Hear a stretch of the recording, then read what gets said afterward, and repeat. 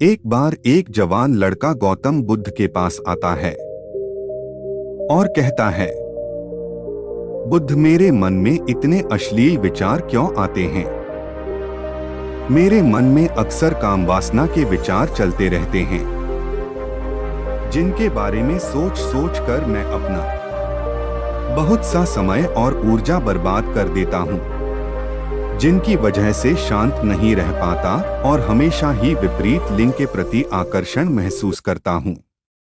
बुद्ध ने मुस्कुराते हुए कहा, क्या तुम्हें पता है कामवासना होती क्या है? लड़के ने कहा, बुद्ध, मुझे यह तो नहीं पता कामवासना का मतलब क्या है, लेकिन यह जो कुछ भी है बहुत बुरी है। बुद्ध ने कहा कि प्राकृतिक रूप से जो भी हमारे अंदर है उसकी कुछ ना कुछ जरूरतें होती हैं। कामवासना एक प्रकार की भावना है जो हमें किसी न किसी चीज की कमी का एहसास करवाती है। फिर हम उसे चीज की कमी की पूर्ति के लिए उसे चीज की तरफ आकर्षित होना शुरू कर देते हैं। जैसे अगर किसी के पास धन की कमी है तो उसके अंदर धन के प्रति आकर्षण यानी कि धन की वासना उत्पन्न हो जाएगी। तो वासना कुछ और नहीं बल्कि एक प्रकार की कमी, एक प्रकार की जरूरत का एहसास है। और जब यह जरूरत शारीरिक हो तो हम इसे कामवासना कह देते हैं। लड़के ने कहा, बुद्ध, यह तो समझ में आ गया कि कामवासना का मतलब क्या है, लेकिन यह हमारे अंदर आती कहां से है? यह उत्पन्न कैसे होती है? बुद्ध ने कहा, कामवासना कहीं से आती नहीं है, बल्कि यह प्राकृतिक रूप से हमारे अंदर ही मौजूद होती है। और इसका होना जरूरी भी है क्योंकि यही मानव जाति के विस्तार का आधार है। लड़के ने कहा, बुद्ध, जब कामवासना प्राकृतिक रूप से हमारे अंदर मौजूद है तब फिर लोग कामवासना को गलत क्यों बोलते हैं? बुद्ध ने कहा, यह एक बहुत बड़ी समस्या है कि लोगों ने कामवासना को गलत नजरिए से देखना शुरू कर दिया है, इसे दबाने की कोशिश करना शुरू कर दिया है। कामवासना का होना गलत नहीं है, बल्कि कामवासना का बेलगाम होना गलत है। केवल उसी के बारे में हमेशा सोचना, केवल उसी के लिए जीना, केवल उसी को अपने जीवन का लक्ष्य बना लेना गलत है। बुद्ध ने उसे लड़के से पूछा, तुम्हें क्या लगता है, क्या जानवरों में भी कामवासना होती है? लड़के ने कहा, हाँ बुद्ध, जरूर होती है, क्योंकि आखिर जानवरों को भी तो अपनी पीढ़ी आगे बढ़ानी है। बुद्ध ने कहा, फिर हम जानवरों की कामवासना को गलत क्यों नहीं कहते?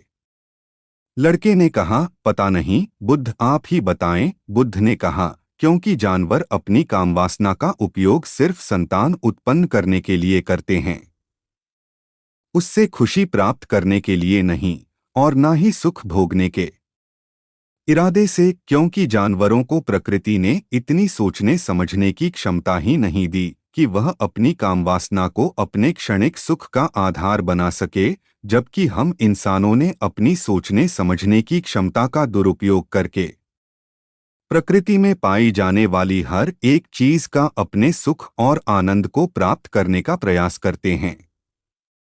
हम इंसानों ने कामवासना के साथ भी वही किया है, इसे अपने आनंद और भोग का आधार बना लिया है। जिस भावना को डोट प्रकृति ने मानव जाति का अस्तित्व बनाए रखने के लिए हमारे अंदर डाला था, उसे हमने जीवन का सर्वोपरि लक्ष्य बना रखा है। और इंसानी कामवासना का यह वे लगाम होना ही उसके दुखों का कारण है। लड़के ने कहा, यह काम वासना हावी होती क्यों है? इसके बेलगाम होने का क्या कारण है? बुद्ध ने कहा, कामवासना के वे लगाव होने के मुख्य 4 कारण हैं, जिसमें से पहला कारण है हमारे जीवन में किसी बड़े उद्देश्य का ना होना। बुद्ध ने उसे लड़के से पूछा, क्या जब तुम किसी काम में व्यस्त होते हो तब भी तुम्हारे दिमाग में अश्लील विचार आते हैं? लड़के ने कहा, नहीं बुद्ध, जब मैं व्यस्त होता हूं तो मेरे दिमाग में अश्लील विचार नहीं आते हैं। बुद्ध ने कहा, हमारा दिमाग एक बार में सिर्फ एक ही चीज के बारे में सोच सकता है।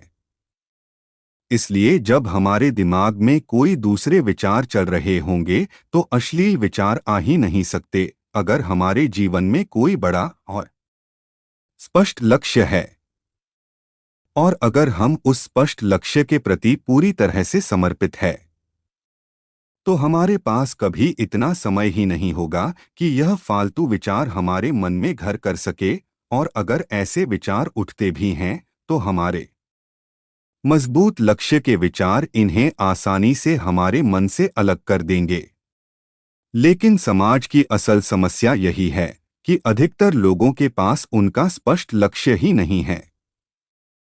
काम वासना के बेलगाम होने का दूसरा सबसे बड़ा कारण है समाज के द्वारा इसे गलत बताकर इसे दबाए जाने की कोशिश करना। लोगों के एक बड़े तबके ने कामुकता को हमेशा ही एक शक की नज़र से देखा है, और इसका सबसे बड़ा कारण है कि हमने अपने प्रजनन अंगों को शरीर के बाकी अंगों की तरह से स्वीकार नहीं किया, जबकि हमारे प्रजनन अंग भी हमारे शरीर का हिस्सा मात्र है, इससे अधिक कुछ भी नहीं। आगे बुद्ध ने कहा, इंसानों में कामुकता के हावी होने का तीसरा कारण है हमारा अपने विचारों के प्रति जागरूक न होना। हमारे मन में कैसे विचार चल रहे हैं हम इस पर कभी ध्यान ही नहीं देते। हमारे मन में उठने वाले विचारों के बारे में एक अनोखी बात यह है कि जब हम किसी एक चीज के बारे में विचार करते हैं तो हमारा मन उसी से संबंधित और भी विचार हमारे सामने रखना शुरू कर देता है, और फिर ऐसे ही हमारे मन में विचारों की एक श्रृंखला बन जाती है जिस पर हम उलझ कर रह जाते हैं। ठीक ऐसा ही होता है अश्लील विचारों के साथ। हमने एक बार किसी को देखकर अपने मन में एक अश्लील विचार पैदा किया, फिर हमारा मन अपने आप ही इन विचारों की श्रृंखला बना देता है जिनके बारे में सोच सोच कर हम अपनी बहुत सी ऊर्जा और समय बर्बाद कर देते हैं। इसलिए पूरी जागरूकता के साथ अपने अंदर उठने वाले विचारों पर ध्यान देना जरूरी है।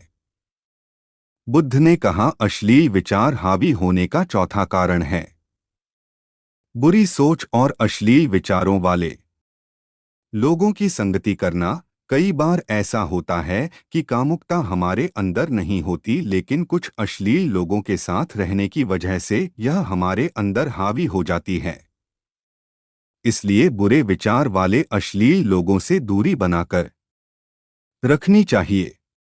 लड़के ने कहा, बुद्ध, यह तो समझ में आ गया कि कामुकता हावी कैसे होती है, लेकिन इसे हावी होने से रोका कैसे जा सकता है? बुद्ध ने कहा, सबसे पहले तो तुम यह समझो कि कामवासना की ऊर्जा को रोक नहीं जा सकता, इसे सिर्फ रूपांतरित किया जा सकता है, और इस ऊर्जा को रूपांतरित करने के दो तरीके हैं। पहला है प्रेम और दूसरा है ध्यान। जब हम सच्चे प्रेम में होते हैं तो हमारे अंदर की ऊर्जा हमारी खुशी और हमारे आनंद में परिवर्तित हो जाती है। लेकिन ज्यादातर लोग शारीरिक आकर्षण को ही प्रेम मानते हैं, जो कि ऊर्जा का व्यय करता है, रूपांतरण नहीं। कामवासना की ऊर्जा को शरीर के अंदर रूपांतरित करने का सबसे सफल तरीका है ध्यान। ध्यान के माध्यम से आप अपने अंदर स्थित आनंद के उस केंद्र में स्थापित हो जाते हैं जिसके सामने दुनिया का हर भोग विलास फीका लगने लगता है। ऐसा नहीं कि आप ध्यान में उतरने के बाद वह सब सोचने और करने में सक्षम नहीं रहते, बल्कि आप उससे ऊपर उठ चुके होते हैं, और फिर यह सब हरकतें आपको छोटी और बचकानी लगने लगती हैं। लड़के ने कहा, लेकिन बुद्ध, ध्यान की शुरुआत कहाँ से करें? बुद्ध ने कहा, सबसे पहले तुम खुद के साथ अकेले में समय बिताना शुरू कर दो, क्योंकि जो इंसान जिसके साथ सबसे ज्यादा समय बिताता है वह उसको सबसे ज्यादा जानने लगता है।